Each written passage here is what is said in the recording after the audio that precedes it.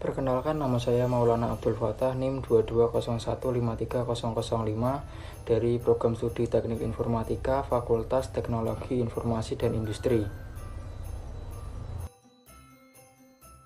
Perkenalkan, nama saya Muhammad Farel Yafi Magani Firjatullah dengan NIM 2201530017 dari Fakultas Teknologi Informasi dan Industri, Program Studi Teknik Informatika.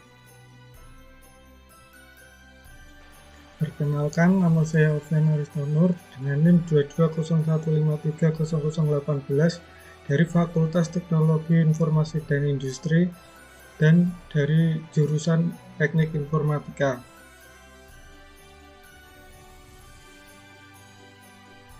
Di dalam presentasi ini, kami akan menjelaskan apa itu machine learning, bagaimana klasifikasi data bekerja, serta memberikan contoh nyata penerapannya yang mungkin sudah Anda temui tanpa disadari. Mari kita mulai perjalanan kita ke dunia machine learning yang penuh inovasi.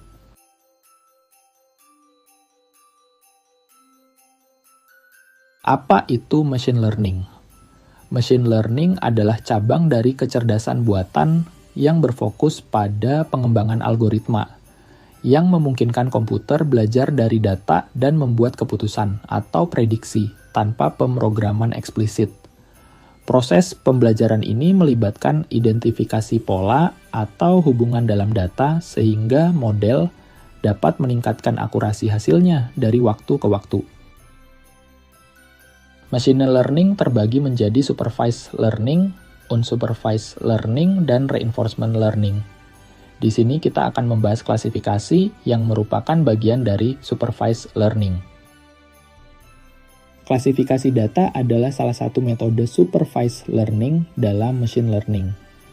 Tujuannya adalah mengelompokkan data ke dalam kategori tertentu berdasarkan pola yang ada dalam data tersebut.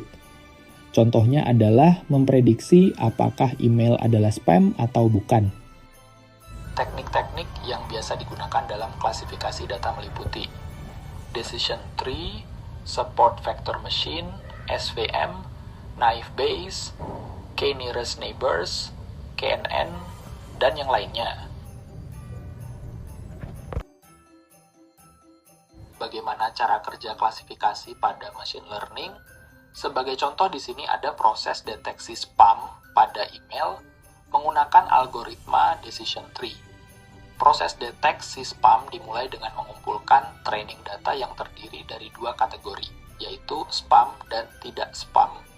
Data ini digunakan dalam algoritma decision tree untuk mempelajari pola dan menghasilkan model pohon keputusan. Model ini kemudian digunakan untuk menganalisis data baru, mengklasifikasikan pesan sebagai spam atau tidak spam berdasarkan pola yang telah dipelajari, sehingga mendukung penyaringan data secara efektif. Nah, sekarang kita coba penerapan klasifikasi data menggunakan decision tree. Studi kasus, prediksi kelulusan mahasiswa Unisbank.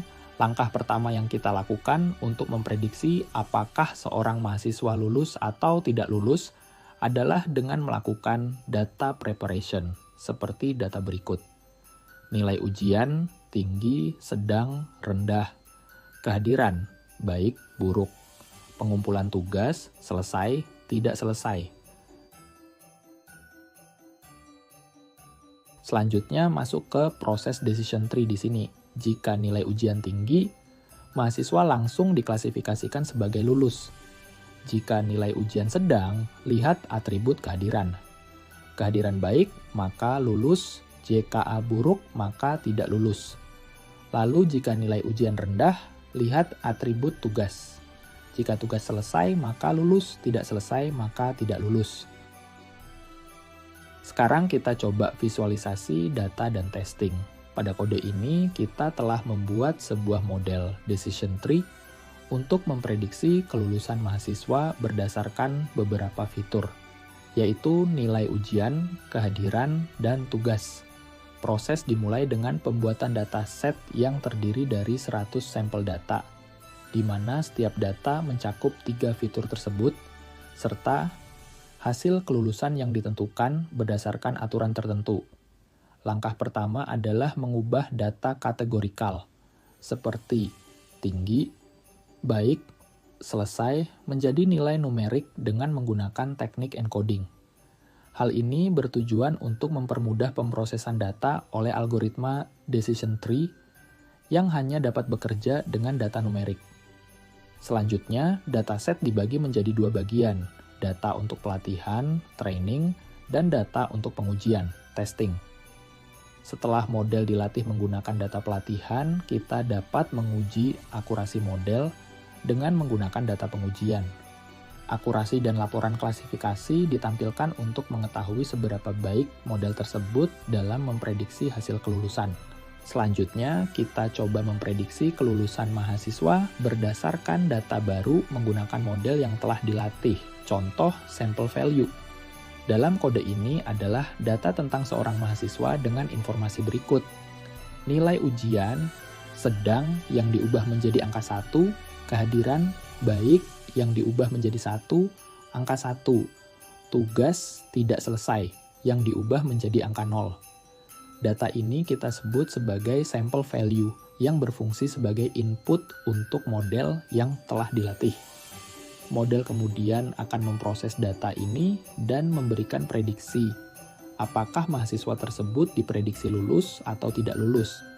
Sebagai contoh, dengan data mahasiswa tersebut, model kita akan menganalisis dan memberikan hasil prediksi apakah mahasiswa tersebut lulus berdasarkan informasi yang diberikan. Kesimpulan, decision tree adalah algoritma machine learning yang efektif untuk klasifikasi data.